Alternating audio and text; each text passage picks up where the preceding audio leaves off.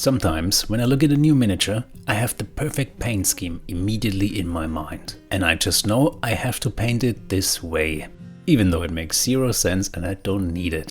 This happened to me way more times than I'm willing to admit. But this is the first time that I have actual video recording of my wrongdoing. So here you go. So my mate and I, we do have a small miniature company. So we do 3D design miniatures. So when he came to me one day and said, "Hey, I want to start a new project," this wasn't out of the ordinary. The odd part though was, he wanted to do a Doomseeker. We never even done dwarves before. He doesn't even like them. But all of a sudden he had the Doomseeker fever and he had to do it. So well, we blew all our plans out of the window and he started working on them. And I just continued with my work and forgot about it. Boy, when he showed me the very first draft, I absolutely fell in love with those miniatures. And immediately it clicked in my mind and I knew exactly how I wanted to paint those little guys. Dark, greyish skin, white hair and beards, and, well, glowing weapons. There was just one small problem. I never managed to make white hair or beards look good, or painted a single hot glowing metal weapon that I liked.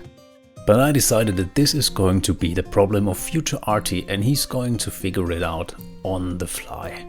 And as this is now being recorded by future Artie, he wanted to let past Artie know that future Artie hates him. But I digress. So let's come with me on an exploratory painting journey. In the background you've probably seen that I already primed my miniatures black. And for the first time I wanted to give the slap job technique a little spin. I know, there are a lot of videos on that and I'm a little bit late to the party, but I thought this technique would be perfect for the results that I had in mind. So I slap chop away on my 3 Doomseekers and I made sure that they have a very, very faint gradient. And these gradients allow for a soft transition between the shadows and the highlights. And this is exactly what I want here. And this is the dry brushing finished. Little side note, and it's not an excuse. You see, later on I don't hide mistakes, but it actually looks way more coarse in the video than it looks to the human eye.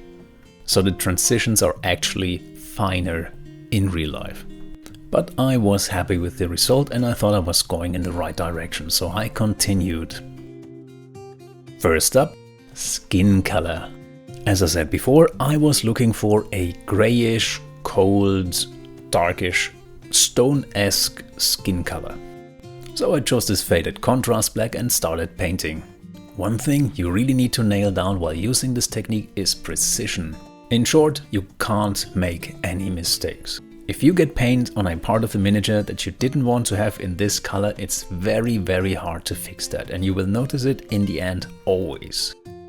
He said, while using the biggest brush in existence. But there is a method to my madness. At least that's what I tell my shrink every day.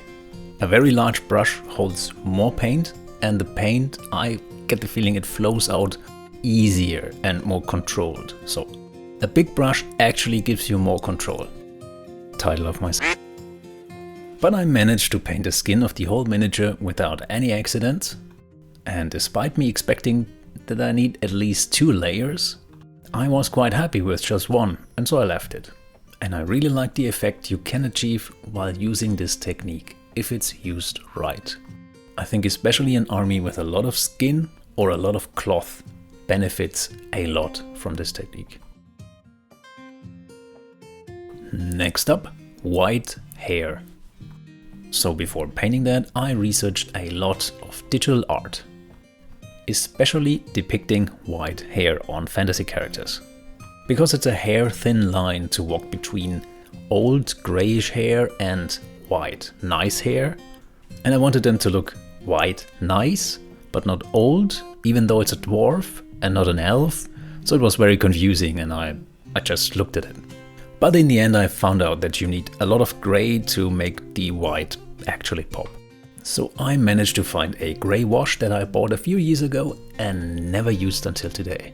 And I thought to myself, if I am going to use it sort of like a filter, it will bring those darker, almost blackish parts and those very white parts closer together and maybe even make the transition look good.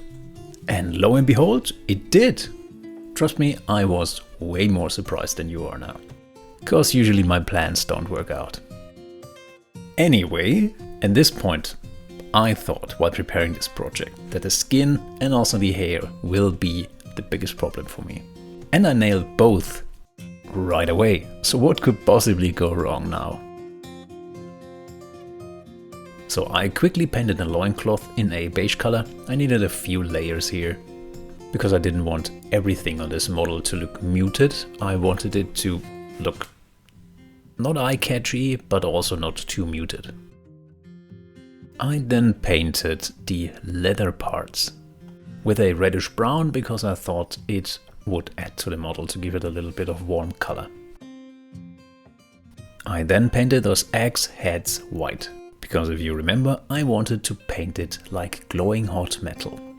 And this is going to be the best basis for that. That's just how it is. If you want something shiny and bright, use a white primer. I also painted parts like the bracelet black. This will make it much easier later on when I paint it gold. Quite a few nervous brush strokes here, because I liked how the beard turned out. And I would have zero chance fixing it if I would paint some black on it now. Until this point there were so many points where things could have gotten wrong. And I was just breezing through it with flying colors. Quite literally. And now I prepared to paint those hot glowing metal axes with glowing pigments. I've worked with it before and I know how they behave. I even filmed it when doing a tutorial on how to paint a Star Wars Armada ship. So this part was not exploratory. So I mixed my pigments and I put some pigment fixer in it and painted it on one of those axe heads. And the idea that I had is you paint one layer and you paint the other layer next to it. And after it is dry, you just take a dry brush and due to the nature of the paints, you can then just blend them together by rubbing. It's super easy and you get perfect transitions very easy. But when I applied the first layer, I noticed it doesn't really stick. I was just smushing it about. It was just a lump of pigment that I moved up and down. And even after it was dry, it was horrible. So I scrapped that idea. I got out my normal acrylic paints and I thought to myself, okay, let's do it the hard way. I've never done this before either, but maybe I can take it as a learning experience. So I started with a medium orange and I painted the whole axe. And again, the paint behaved oddly. Normally I need 1 or 2 layers to cover the white, even though it's orange and it doesn't have the perfect coverage. This time around I needed a few more. At this point I thought to myself, man, that color takes a lot of time today to dry. But then I thought, well, just take this little gift and take the next color and wet blend it. And this is what I did. So I mixed a lighter orange and painted the middle parts of the axe where the metal would be hottest. At this point I noticed though there was no wet blending going on. And then I realized it's not wet anymore, it's glossy. My matte paint turned out glossy. And this already started with the white that I used before. And this meant that everything you paint on it doesn't really adhere anymore as good as before. It also means that the upper layers, you just shove them around. They don't adhere where you want them. And it's very hard to use very thin paint to just stain an area. Because you just keep moving it up and down, it doesn't stay where you want it to stay. But at this point I made the executive decision to not bin this project. I like a good challenge. And I wanted to see where this is going. So I continued my ice skating painting technique. I also noticed when I continued painting that this technique gets a lot harder the tinier your model is. And also the less hard detail you have. The glowing metal looks very good if you have very long straight edges where you can blend the color from one to the other. and then you highlight all these hard edges with a darker color. And this once again is not an excuse, I just realized it while painting this. And as you can see, I worked on the glowy part a little bit more, and then I went on to darken down the areas where the metal wouldn't be that hot anymore. And while this happens in the background, I wanted to tell you about, no, not a sponsor, I wanted to tell you about why this happened to my paints. Because I figured it out in the meantime. And I wanted to save you from this sorta expensive mistake. So I moved into a new house some time ago. And I will have a painting and a gaming room in there when I'm done renovating. And in the meantime, I have a very nice shed. So I put all my paints in there and I also painted in there. But I do live in a climate where it gets below 0 Celsius in winter. And also quite hot in a shed in summer. And turns out, water-based acrylics don't really like to be frozen and then boiled. So quite a lot of my paints are now glossy, and they weren't glossy before, and also they behave oddly when I use them. So don't store your paints where they might freeze. That's all. Anyway, I managed to get the glow effect sorta like I wanted them.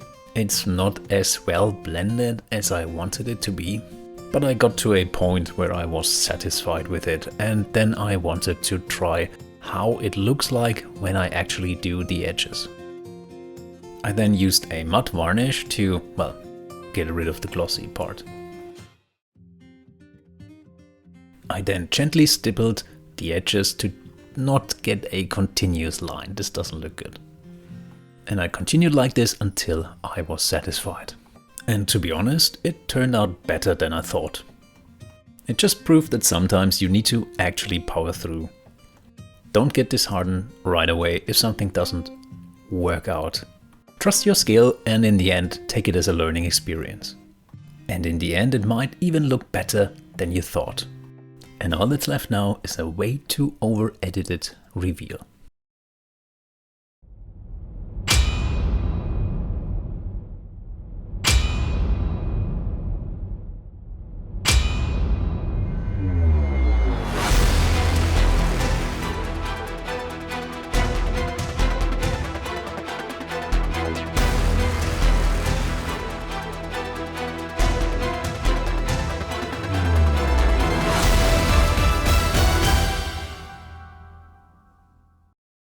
I really like how those guys turned out. It was a struggle and I wanted to share it with you to show you that it's normal to make mistakes. It's also normal to not know right away how to use a technique or how to get a certain effect. It's a learning experience, it always is, and I wanted to encourage you to try it yourself. And if you like the miniatures that you saw in this video, you can get them digitally or physically in the links below. Now there's only one issue left. I wanted to use those guys with my Empire Avalanche army, but now I painted them in quite a aggressive and dark style that would fit more into a Chaos Dwarf army. So in the end, this whole endeavor was absolutely worthless. But just for the giggles, here they are on perfect green meadow bases, right next to their Avalanche brothers in arms. We talked about this, Artie. Other people, they make impulse buys. They buy things that they don't need. You make impulse paintings. You paint miniatures that you will never use. You waste resources.